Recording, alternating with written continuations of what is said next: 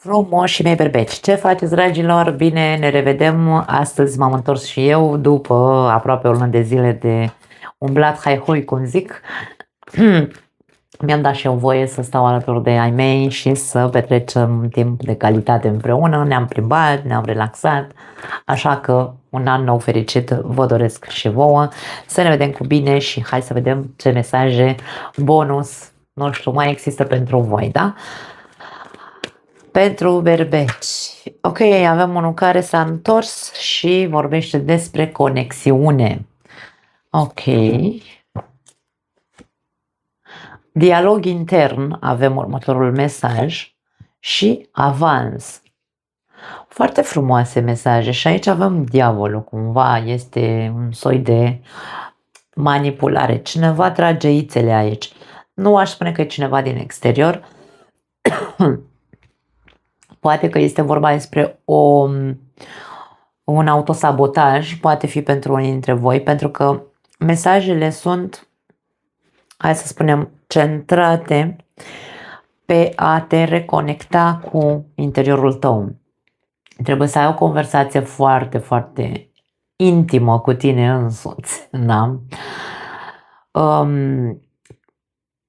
O conversație care să aibă legătură cu cine ești tu, pentru că nu suntem doar corp, nu suntem doar minte, suntem și spirit. Așadar, dragii mei, încercați să vă luați, nu știu, luați-vă sau faceți-vă, mai bine zis, faceți-vă timp să intrați în contact cât mai profund cu voi, cu esența voastră, pentru că asta vă ajută să spargeți multe ziduri, asta vă ajută să aveți o evoluție, să se întâmple lucruri, să se întâmple o creștere sau un avans în viața voastră. Poate că este o chestie de, insist, de meditație, de ce nu, pentru unii dintre voi, sau pur și simplu asta în liniște, un soi de mindfulness, da? Să stați cu voi ca să puteți să vă reconectați la adevărata voastră energie sau esență. Încercați să nu vă mai lăsați manipulați, să, nu știu, de multe ori manipulare poate să însemne și în loc să stau să fac lucrul ăsta cu mine însă ce fac e că stau pe TikTok sau ce știu eu, mă uit la seriale la Netflix sau altceva, în loc să merg înăuntrul meu. Cam asta este autosabotajul pe care simt aici că aceste cărți încearcă să ni-l transmită. Ca să avansăm nu putem să o facem decât dacă ne reconectăm cu noi înșine într-un fel sau altul. Foarte interesant. Hai să vedem. Alte mesaje pentru voi. Avem 9 de monede. Ia o pauză, spune acest mesaj, și savurează rezultatele succeselor tale. Indiferent că vorbim despre rezultate, aici vorbește despre succes. Da, 9 de monede este o carte de mândrie de sine, este o carte de, nu știu, da, de orgoliu într-un fel sau altul, da? Să mândru de ceea ce am obținut până acum. De ce nu stai așa, uite, această persoană stă într-un hamac, mănâncă un măr, așa și se uită la aceste monede pe care le are, pot fi imaginare. Nu neapărat că trebuie să te gândești la cât de mulți bani ai fost în stare să faci în ultima perioadă, nu.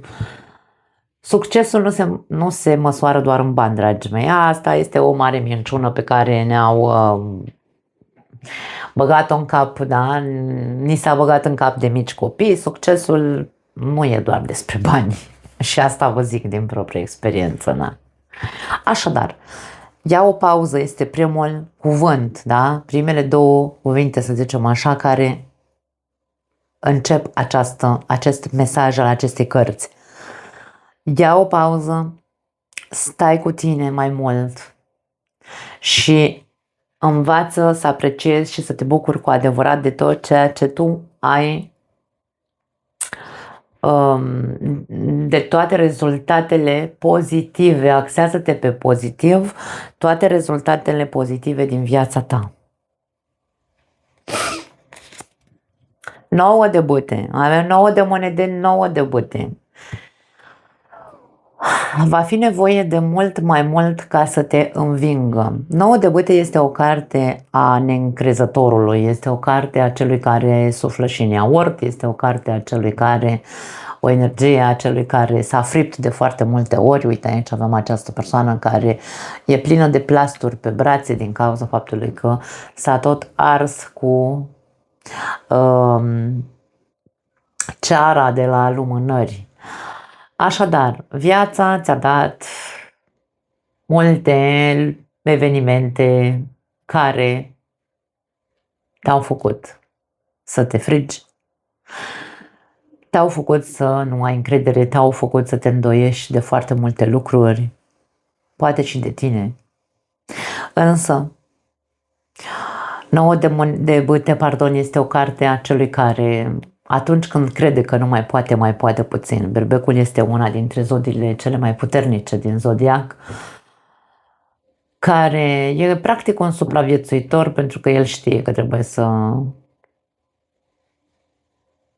E ca și cum berbecul este singurul personaj din zodiac, personaj, nu mă refer, sau mă rog, singura energie conștientă de faptul că se naște singur și moare singur.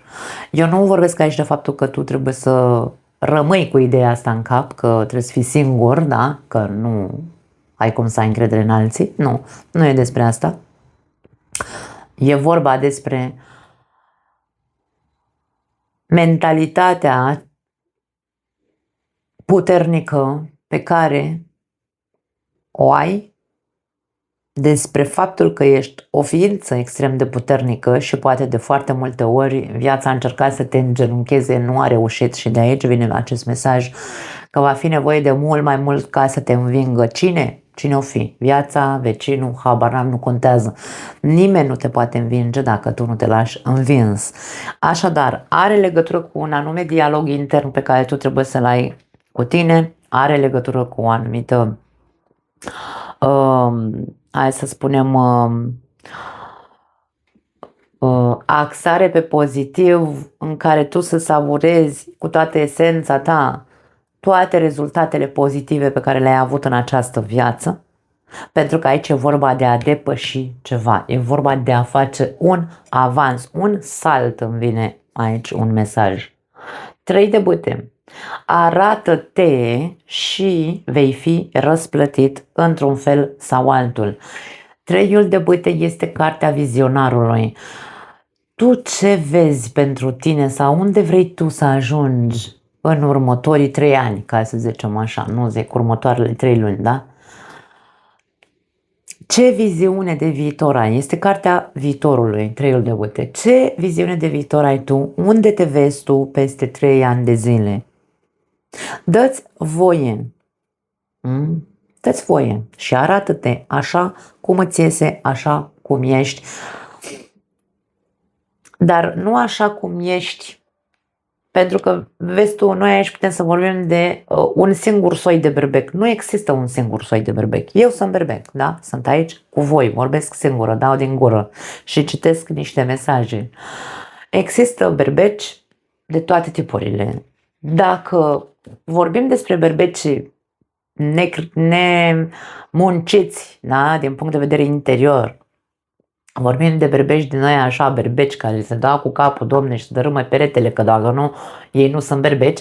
Dacă ești un berbec de genul ăla, aici avem energia manipulării, a diavolului. Dacă ești un berbec de genul ăla, eu nu vreau să-mi dau cu părerea, nu vreau să-ți dau sfaturi pentru că nu are niciun sens. Atât te întreb, unde te vezi tu peste 3 ani de zile, în ritmul în care ești acum, deconectat de tine, fără să te întrebi și să te chestionezi niciun fel pe tine însuți, unde ești tu când ești doar mândru, da? Unde vrei să ajungi cu această atitudine de mândrie, cine mi eu și ia uite câte lucruri am făcut eu în viața asta și cu pumnul în piept, pentru că e tipic berbecului să se bată cu pumnul în piept, da? Astea sunt întrebările pentru tine. Dacă îți dorești altceva, va trebui să rupi niște ziduri din interiorul tău. Și nu poți să rupi ziduri dacă nu te chestionezi singur, dacă nu ai un dialog cu tine cu adevărat. Arată-te așa cum ești, dar nu ca un diavol, pentru că nimeni nu se naște diavol, nimeni nu se naște manipulator și vei vedea răsplata în viitor. Să te arăți așa cum ești înseamnă să fii autentic și natural. Nu să fii o mască, pentru că diavolul este o iluzie, este o mască pe care ne-am pus-o din cauza evenimentelor prin care am trecut și de foarte multe ori ne ascundem în spatele manipulării, ne ascundem în spatele puterii, a posesivității, a controlului și așa mai departe, doar pentru că avem foarte multe frici, nu-i așa? Așadar, da, cam asta e. Avem turnul aici la capătul cărților. Pregătiți-vă, lucrurile sunt pe cale să se zguduie pentru unii dintre voi. Nu, turnul nu este o energie de distrugere pentru că meriți să fii distrus. Turnul este o energie de zguduială care vrea să te facă să te trezească la realitate, da? Să-ți arate realitatea așa cum este. Pentru fiecare dintre noi ne va arăta o anume realitate. Interesant, dar eu încerc să mă axez pe pozitiv, pentru că mi s-a mai spus că, vezi, Doamne, că nu fac decât să critic, că, în fine, fiecare înțelege ce vrea din aceste talări de tarot. Ok, avem o carte care a sărit, iartă și învață. Din punct de vedere al iubirii, să zicem așa, da, are legătură cu iubirea, acest oracol. Iubire sinceră sau reală, adevărată, și căsnicie sau căsătorie. Wow! Avem chimie. Pentru cei care aveți o relație, dragii mei, aceste mesaje probabil că vorbesc despre faptul că ești lângă persoana potrivită, iubirea dintre voi doi este una sinceră, indiferent dacă s-au întâmplat sau nu s-au întâmplat lucruri între voi, important este să învățați din ele, pentru că aici avem mesajul iartă și învață, dar nu aș spune doar tu, iertați și învățați, pentru că aici este vorba despre iertați înseamnă eliberați, da? Turnul înseamnă eliberare. Poate vine în această perioadă, nu știu, un eveniment în viața voastră de cuplu care să vă zguduie un pic căsnicia într-un fel sau altul și să nu neapărat să pună la probă, turnul poate fi o probă.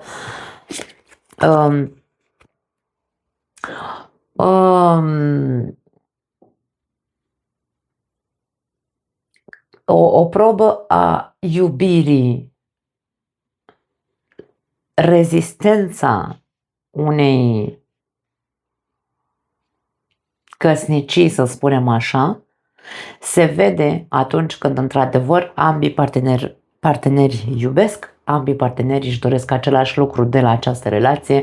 Eu spun parteneri întotdeauna și când vorbesc cu partenerul meu de viață, tot parteneri zic, pentru că mie mi se pare că este cel mai, hai să spunem, se înțelege cel mai bine ce înseamnă, domne, o căsnicie. O căsnicie înseamnă un parteneriat. Eu îmi fac munca mea, tu îți faci munca ta și ca partener ne sprijinim unul în celălalt și unul pe celălalt. Așadar, ce spune alt curent spiritual că, vai, dacă suferi în relație, nu e iubire, sunt foarte multe distorsiuni ale unui parteneriat, da? De-aia pentru mine cel mai simplu să înțelegem o relație sănătoasă este cu acest cuvânt. Parteneri.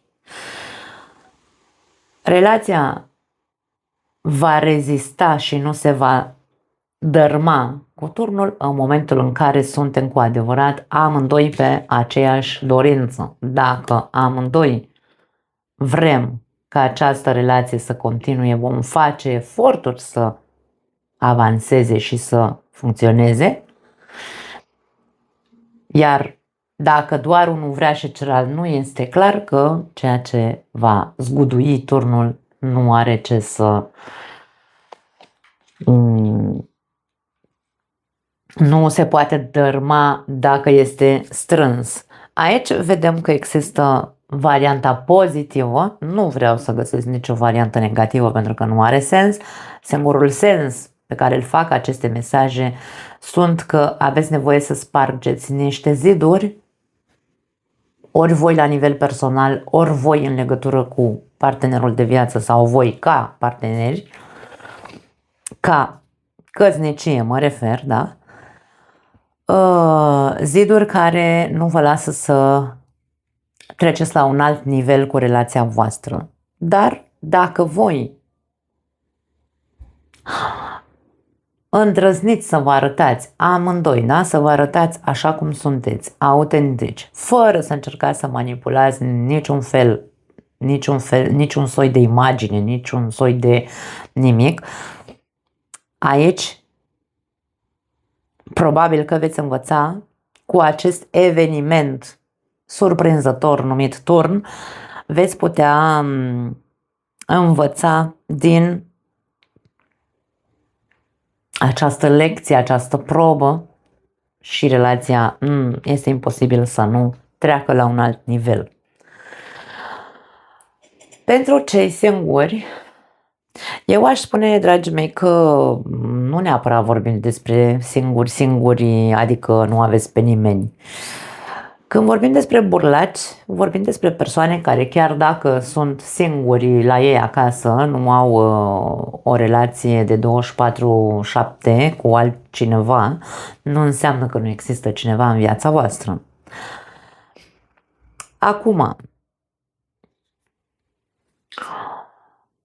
mesajul iartă și învață are legătură cu alte lucruri din trecut, de ce nu, alte relații sau alte persoane cu care ați avut relații în trecut. Pentru că mesajul spune așa: eliberând trecutul, vei trăi mult mai multă iubire în momentul prezent. Când învățăm să ne detașăm de ceea ce ne frânează să intrăm într-o relație sau de ceea ce ne frânează să concretăm o relație, pentru că aici avem o căsnicie. Când detectăm cine sau ce eveniment sau ce persoană din trecutul nostru ne frânează să avem o relație serioasă, atunci se face clicul, pentru că am detectat. Când în viața ta există cineva pentru care tu ai sentimente sau, mă rog, aveți sentimente reciproc, avem aici chimie, foarte multă chimie și avem aici iubire sinceră.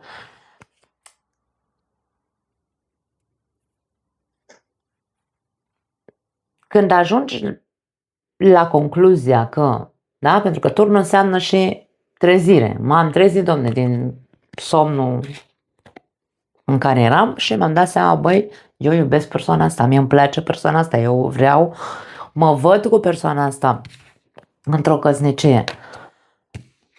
Învață să te detașezi de poveștile din trecutul tău, pentru că de foarte multe ori comparăm cu alți parteneri pe care i-am avut partenerul pe care îl avem în această perioadă sau în acest moment al vieții noastre, îl comparăm și în loc să ne vedem de treabă și de această relație, începem să zicem și dacă o să-mi facă la fel ca celălalt, și dacă o să mă mintă, și dacă o să mă manipuleze, da?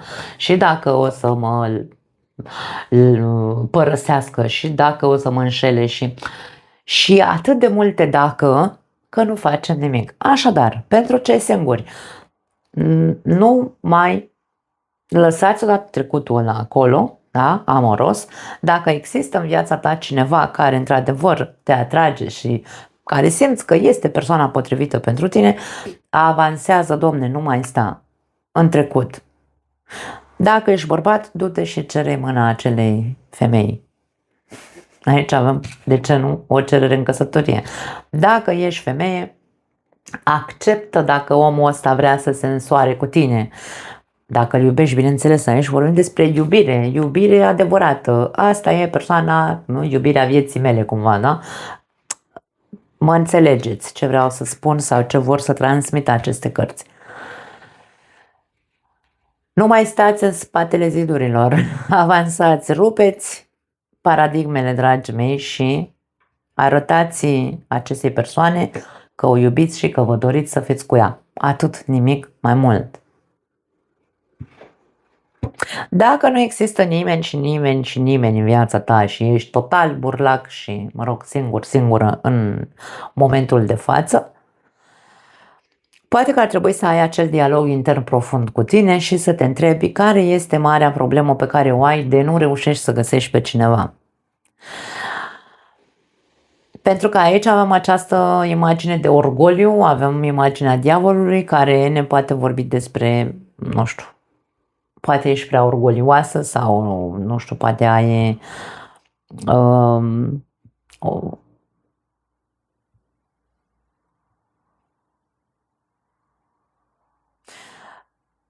te-ai, nu neapărat că te-ai împietrit, atenție, însă ai foarte multe frâne din cauza faptului că ai avut un trecut mai zbuciumat din punct de vedere emoțional, amoros, dar asta nu înseamnă că trebuie să... Trecutul nu trebuie să te împiedice să te deschizi către alte persoane. Aici avem imaginea unei relații unde există iubire sinceră, da? Poate apărea în viața ta o persoană în următoarea perioadă, o persoană, iubirea vieții tale dacă vrei, cu care te poți căsători în viitor. Însă aici e vorba despre a nu te lăsa tu autosabotat într-un fel sau altul pe plan emoțional. Autosabotat de cine? De mintea ta și de frânele despre care vorbeam mai devreme, da?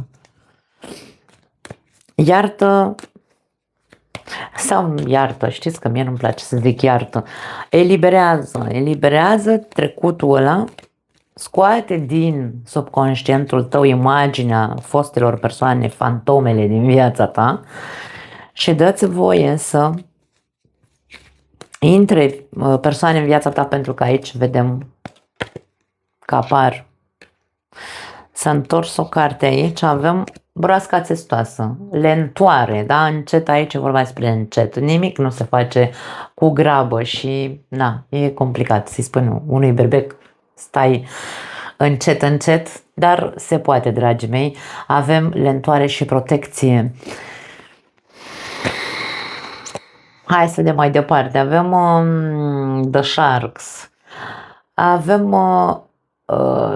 că nu mi iese niciodată traducerea repede în românește, rechinii. Avem rechinii care vorbesc despre putere și supraviețuire. Mă mănâncă nasul. Și avem scrisoarea care vorbește despre o surpriză. Acum, sau mesaje, da? Calul care vorbește despre libertate și acțiune. Pentru contextul, să zicem așa, al acestor mesaje, dragii mei, este următorul. Nu trebuie să grăbești nimic, dar nici nu trebuie să stai pe protecție totală. Trebuie să crezi cumva că vei putea să depășești absolut orice frână, zid pe care îl ai. Totul se poate depăși în această viață, dragii mei. Și cumva ți se spune să fii atent la anumite mesaje sau surprize, eu aș spune că sunt plăcute, surprize care pot veni din partea unei anumite persoane. În momentul în care apar aceste mesaje către tine sau surprize, treci la acțiune, nu mai sta pe loc. Da? Dă-ți voie să acționezi. Nu trebuie să fii tu cel care, tu aici e vorba despre broasca testoasă, înseamnă încet. Tu aici cumva trebuie să stai și să aștepți un pic să vezi ce se întâmplă în următoarea săptămână, probabil. Pentru că ceva pentru unii dintre voi, ceva va zgudui, vă va zgudui, nu știu dacă neapărat pe plan amoros, atenție, da? La nivel general, vă va zgudui pentru că aveți nevoie să avansați. Ca să avansați, această zguduială trebuie să vă facă să vă vedeți în interiorul vostru, să stați de vorbă cu voi și să vă întrebați pentru ce mă zguduie acest eveniment. Nu de ce mi se întâmplă numai mie aceste lucruri. Pentru ce mă zguduie acest eveniment? E întrebarea cea mai importantă. Și chiar dacă vei simți că te sufoci și că mori, nu o vei face, stai liniștit. Am aici, e nevoie de mult mai mult ca să te învingă, da? Așa că fii foarte atent, însă în momentul în care apare un anume mesaj, tu vei ști care e mesajul care îți zice acum e momentul să acționezi. Atunci trebuie să acționezi. Atunci trebuie să-i dai galop cu calul, da? Până atunci, pur și simplu, așteaptă să vezi care este zguduiala și să te întrebi pentru ce a venit evenimentul ăsta în viața mea. Foarte tare, cum vin mesajele. Mai departe, alte mesaje pentru voi, ultimele de fapt. Hai să vedem. Avem lasă-l să plece. Pentru unii dintre voi ceva trebuie să, hai să zicem, să eliberați, să iertați, să uitați, să ardeți. Aici avem un copac în flăcări, o persoană care plânge după anume eveniment, după anume persoană. Lasă să plece acel lucru din viața ta.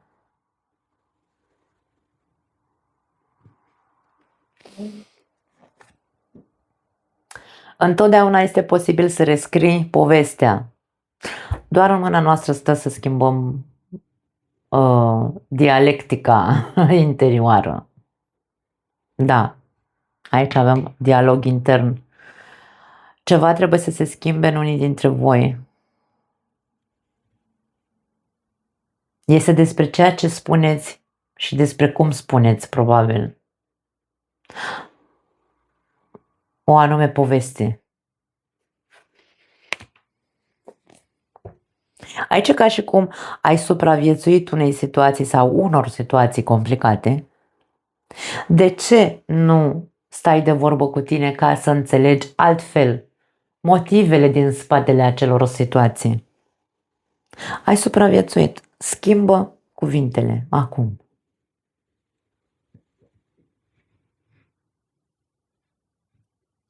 Poate că ești cine ești din cauza evenimentelor prin care ai trecut. Te-ai gândit vreodată la acest aspect?